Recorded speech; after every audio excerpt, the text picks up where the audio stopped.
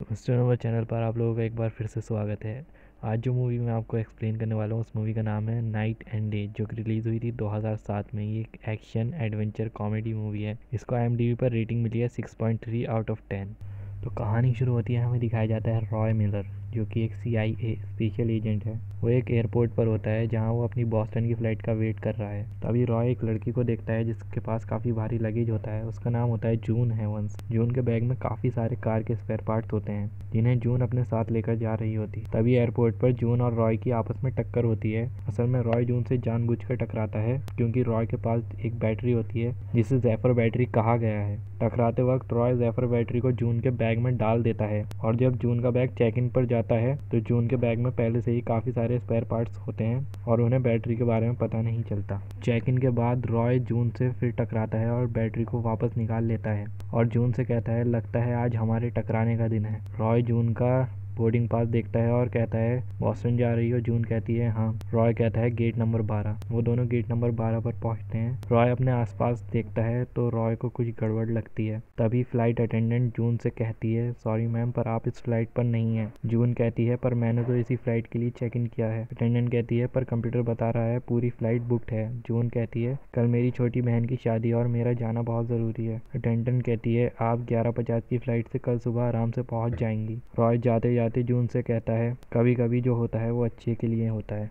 दूसरी तरफ fits Gerald, जो कि एक CIA एजेंट होता है और वो रॉय का पार्टनर भी था, वो रॉय पर नज़र रख रहा होता है उसे पकड़ने के लिए। तभी फिट्स के पास CIA की हेड का कॉल आता है। फिट्स कहता है वो पागल हो गया है, उसने अभी तक काम पूरा नहीं किया। हेड कहती हैं, जो अपने काम को अंजाम न दे सके उसके लिए हमारे डिपार्टमेंट में कोई जगह नहीं। उसने एक सरकारी लैब को उड़ा दिया और उसने बेशकीमती ज़ेफर बैटरी चुराई है। पता लगाओ वो बैटरी कहाँ है। फिट्स कहता है, लगता है उसी के पास है और उसके बॉस्टन उतरते ही बैटरी हमारे हाथ में होगी। फिट्स का साथी उसे कैमरा फुटेज दिखाता है जून और रॉय की। फिट्स कहता है, पता लगाओ ये लड़की कौन है। फिट्स का साथी कहता है, क्या मैं वो ऑफिसर से कहूँ उसे एयरपोर्ट पर ही रोकने के लिए। फिट्स कहता है, नहीं, मेरे पास एक तरकीब है। फ्लाइट अटेंडेंट जून के पास आती है और कहती है, मिस हेवेंस, आपके लिए एक सीट खाली है। रॉय जून को देखकर कहता है, वो फिट्स इसे भी मरवाएगा। जून कहती है, प्लेन तो पूरा खाली है, इसीलिए एयरलाइंस वालों का धंधा घाटे में जा रहा है। वो दोनों कुछ बातें करते हैं और एक दूसरे को अपने अपने ड्रीम के बारे में बताते हैं। तभी प्लेन में झटका लगता है और जून के ऊपर बैग गिरने वाला होता है।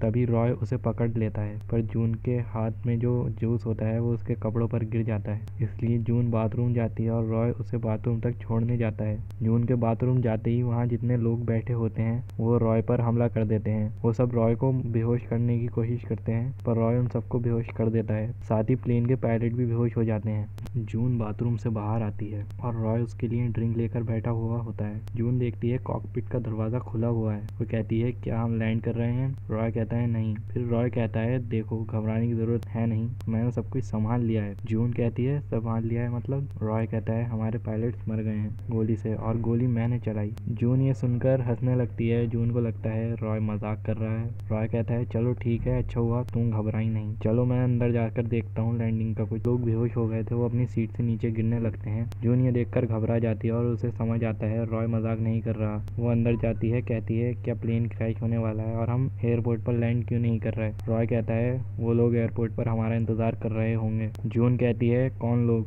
रॉय कहता है, तुम जितना कम जानोगी तुम्हारे लिए उतना ही अच्छा होगा। रॉय प्लेन को एक मेज फील्ड में क्रैश लैंड करा देता है। वो लोग प्लेन से बाहर निकलते हैं। रॉय जून को कुछ पीने के लिए देता है। जून उसे पी लेती है। वो कहती है, पता नहीं क्यों ये चक्कर से आ रहे हैं। रॉय कहता है, तुम 2 मिनट में सो जाओगी। जून कहती है, क्या तुमने मुझे बेहोश की दवा दी? रॉय कहता है, मेरी बात सुनो, वो लोग तुम्हें ढूंढते हुए तुम तक पहुंच जाएंगे। तुमसे अगर मेरे बारे में कुछ भी पूछें तो उन्हें कहना तुम्हें कुछ याद नहीं और उनके साथ उनकी गाड़ी में मत जाना, चाहे कुछ भी हो जाए। अगर वो तुमसे कहें तुम सुरक्षित हो तो इसका मतलब वो तुम्हें मारना चाहते हैं और या फिर तुम्हें कैदी बना लेंगे। जून बेहोश हो जाती है और उसके पीछे जो प्लेन होता है वो ब्लास्ट हो जाता है। जून की आंख खुलती है। वो अपने घर पर होती है। वो अपनी बहन से मिलने जाती है। तभी वहाँ CIA वाले आ जाते हैं। वो जून को अपने साथ ले जाते हैं। फिट्स जून से पूछता है रॉय के बारे में। वो कहती है, मुझे नहीं पता। फिट्स कहता है, वो एक खतरनाक और सरफिरा है। जून कहती है, उसने बोला था आप ये कहोगे। फिट्स कहता है, क्या उसने मेरे बारे में भी कुछ बोला? जून कहती है, नहीं। फिट्स कहता है, तो किसके बारे में, साइमन फेक के बारे में। जून कहती है मैं तो ये नाम पहली बार सुन रही हूँ। फिट्स कहता है जब तक मिलर नहीं मिल जाता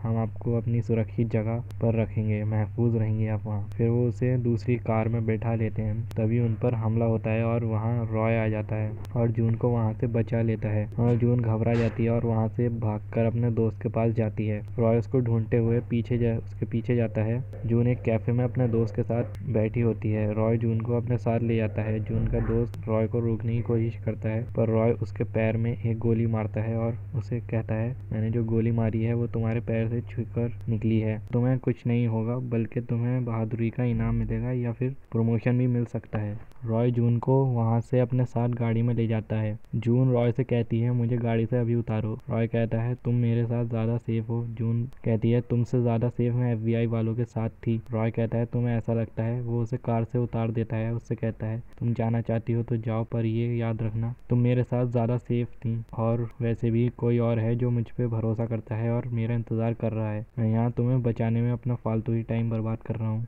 ये सब सुनकर जून रॉय के साथ चली जाती है। रॉय रास्ते में जून को बैटरी के बारे में बताता है कि ये एक हाई वोल्टेज बैटरी है जिसका कोड नेम है जाइफर। इस बैटरी में सूरज से ज़्यादा ऊर्जा है और इसे एक पूरे छोटे शहर को बिजली दी जा सकती है और इस बैटरी को जिसने बनाया है उसका नाम है साइमन फेक। मुझे और फिट्जजेराल्ड को साइमन की हिफाजत करने का काम सौंपा गया था। कुछ हफ्तों पहले मुझे पता चला कि उसका इरादा बैटरी को एंटोनियो को बेचने का है और साइमन को मार देगा वो। इसलिए मैंने साइमन को महफूज जगह छुपाकर बैटरी को चुरा लिया। रॉय अब ब्रुकलिन पहुंचता है जहां उसने साइमन फेक को छुपाया था पर साइमन फेक वहां नहीं होता। रॉय कहता है मुझे आने में देर हो गई इसलिए वो यहाँ से चला गया पर साइमन रॉय के लिए दीवार पर मैसेज छोड़ जाता है कि वो एल्प्स की पहाड़ियों में एक ट्रेन में है। तभी वहाँ पर एंटोनियो के आदमी आ जाते हैं जो कि रॉय पर हमला कर देते हैं। जून काफ़ी डर जाती है इसलिए रॉय जून को बेहोश कर देता है और कैसे न कैसे कर वहाँ से बचकर अपने आइलैंड पर पहुँच जाता है। जून की आँख खुलती है तो जून पूछती है हम कहाँ पर हैं। रॉय कहता है मेरे आइलैंड पर और फिक्र मत करो हम यहाँ महफूज हैं, यहाँ कोई नहीं आ सकता। जून रॉय से गुस्सा होती है क्योंकि रॉय ने उसे बेहोश किया था इसलिए वो वहाँ से थोड़ा दूर चली जाती है। तभी जून के पास उसकी बहन का कॉल आता है। जून उसे रिसीव कर लेती है। इस वजह से एंटोनियो को पता चल जाता है रॉय कहाँ पर है और वो रॉय पर हमला कर देता है अपने ड्रोन से। रॉय कहता है इसे कैसे पता चला मैं यहाँ हूँ, क्या तुमने किसी को कॉल किया था। जून कहती है नहीं पर मेरी बहन का कॉल आया था। रॉय कहता है क्या तुमने उसे रिसीव किया। जून कहती है हाँ। रॉय कहता है बहुत बढ़िया। रॉय उस ड्रोन से बचकर अपने हेलीकॉप्टर तक पहुँच जाता है। जून कहती है मुझे डर लग रहा है, मुझे बेहोश कर दो। रॉय उसके कंधे पर हाथ प्रेस करता है और उसे बेहोश कर देता है। वहाँ से निकलकर वो साइमन के पास पहुँच जाता है। जून की आँख खुलती है, वो खुद को ट्रेन में पाती है। जून अपने केबिन से बाहर जाती है। वहाँ वो एक बारटेंडर से पूछती है इस वक्त हम कहाँ पर हैं। वो उसे बताता है हम इस वक्त ऑस्ट्रिया में हैं। तभी वहाँ एक आदमी आता है जो जून से कहता है ज्यादातर मौतें ट्रेन हादसों में होती हैं। जून को लगता है वो साइमन है। वो उसे कहती है साइमन फेक। वो कहता है जी हाँ, असल में वो एक असासिन होता है जिसे एंटोनियो ने भेजा है बैटरी लाने और रॉय को मारने के लिए। जून उसे कहती है मेरा नाम जून है और मैं रॉय की दोस्त हूँ। ये सुनकर वो कहता है अच्छा तुम रॉय की दोस्त हो। तभी जून अपने जूते देखती है और उसके जूते पर एक स्टिकी नोट होता है रॉय का जिस पे लिखा होता है कमरे में ही रहना, मैं साइमन के साथ। जून ये पढ़कर समझ जाती है कि वो साइमन नहीं है और बहाना बना के वहाँ से निकलने लगती है पर वो उसका पीछा करता है। जून चलते चलते ट्रेन के किचन तक पहुँच जाती है। वहाँ शेफ उससे पूछता है आप यहाँ क्या कर रही हैं। उससे कहती है क्या मुझे एक गिलास पानी मिलेगा। वो उसे पानी देता है। तभी असासिन पीछे से आकर शेफ को मार देता है। फिर वो जून को भी मारने की कोशिश करता है पर वहाँ साइमन और रॉय पहुँच जाते हैं और रॉय उसे खिड़की पे धक्का देता है और वो मर जाता है दूसरी ट्रेन से टकराकर। फिर वहाँ पर फिट्जजेराल्ड आता है पर रॉय वहाँ से जा चुका होता है। फिर खिड़की में देखता है भीड़ में रॉय खड़ा होता है और वो वहाँ से गायब हो जाता है। फिर दिखाते हैं रॉय और जून एक होटल में होते हैं। रॉय जून से कहता है मुझे बाहर जाना है किसी काम से, तुम यहीं रहना। रॉय वहाँ से चला जाता है मगर जून उसके पीछे जाती है और वो देखती है रॉय किसी लड़की से मिलता है और वो लड़की एंटोनियो के लिए काम करती है। रॉय उससे बैटरी की डील करता है और जून उनकी बातें सुन लेती है। जून को लगता है रॉय ने उसे झूठ बोला कि वो बैटरी की हिफाजत कर रहा है। जून वहाँ से जाने लगती है तभी उसके सामने FBI होती है। वो FBI के साथ चली जाती है। वहाँ CIA की डायरेक्टर इजाबेल जॉर्ज से समझाती हैं कि रॉय ने तुम्हारा इस्तेमाल किया है। वो उसे एयरपोर्ट की फुटेज दिखाती हैं कैसे उसने बैटरी तुम्हारे बैग में रखी और निकाली और उसने जो कुछ भी तुमसे कहा है वो झूठ है। जून को ये सब सुन के बुरा लगता है। वो उनसे कहती है मुझे क्या करना होगा। फिर जेराल्ड से एक पेन देता है और कहता है तुम्हें बैटरी के बारे में पता चले तो इस पेन का बटन दबा देना। फिर वो जून को वापस होटल पहुंचा देते हैं रॉय के आने से पहले। जून अब होटल में होती है।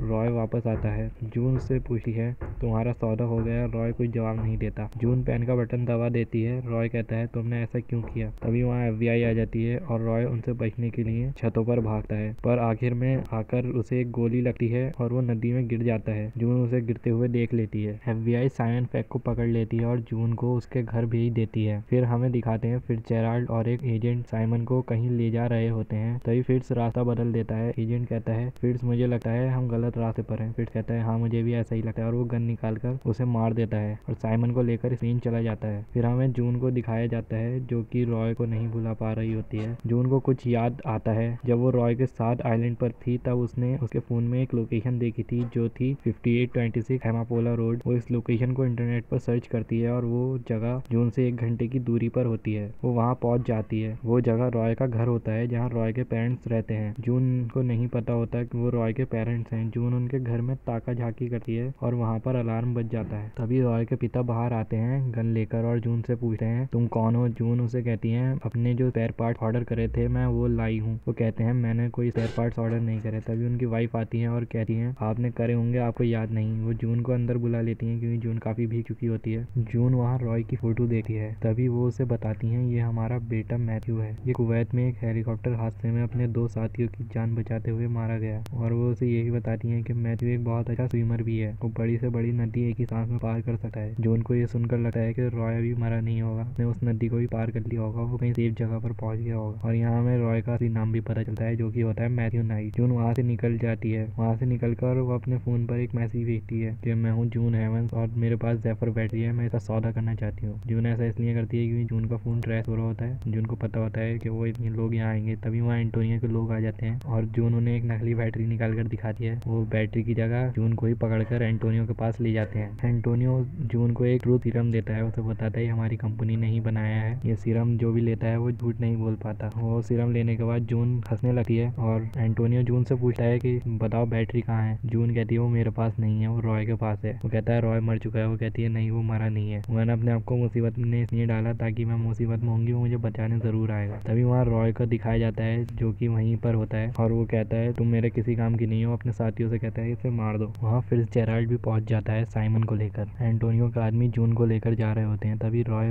जून को देख लेता है। वो कहता है ये यहाँ क्या कर रही है। रॉय जून को बचाने के लिए जाता है और वहाँ उन सबको मारकर जून को बचा लेता है। जून वह काफी हंस रही होती है। रॉय उससे कहता है कि इन लोगों ने तुम्हें कुछ दिया है। वो कहती है हाँ। जून कहता है जाओ जाकर पानी पियो। और वहाँ से साइमन को लेकर फिट्जजेराल्ड निकलने लगता है। लेकिन रॉय बाइक लेकर उसका पीछा करता है और उस तक पहुंच जाता है। वहाँ फिट्जजेराल्ड साइमन पर बंदूक तान देता है और कहता है मुझे बैटरी दे दो। रॉय बैटरी निकालकर फिट्जजेराल्ड को दे देता है। फिट्जजेराल्ड जाते जाते साइमन पर गोली चलाता है पर रॉय वहाँ कूदकर साइमन को बचा लेता है। गोली रॉय को लग जाती है। साइमन रॉय को बताता है कि उस बैटरी का फॉर्मूला गलत था और अनस्टेबल था, वो बैटरी कभी भी फट सकती थी। फिर हमें दिखाते हैं फिट्जजेराल्ड के हाथ में जो बैटरी होती है वो काफी गर्म हो रही होती है और थोड़ी देर में उसमें ब्लास्ट हो जाता है और उनका प्लेन उड़ जाता है। फिट्जजेराल्ड वहीं मर जाता है। रॉय को गोली लगी होती है इसलिए रॉय बेहोश हो जाता है। फिर रॉय की आँख खुलती है तो वो एक हॉस्पिटल में होता है। उसके सामने डायरेक्टर इजाबेल जॉर्ज बैठी होती हैं। वो उससे कहती हैं कि रॉय हम मुझे माफ़ करना, तुम सही थे, फिट्जजेराल्ड ही गद्दार था, तुम यहीं आराम करो, जब ठीक हो जाओ तो हमें तुम्हारी ज़रूरत है। तभी वहाँ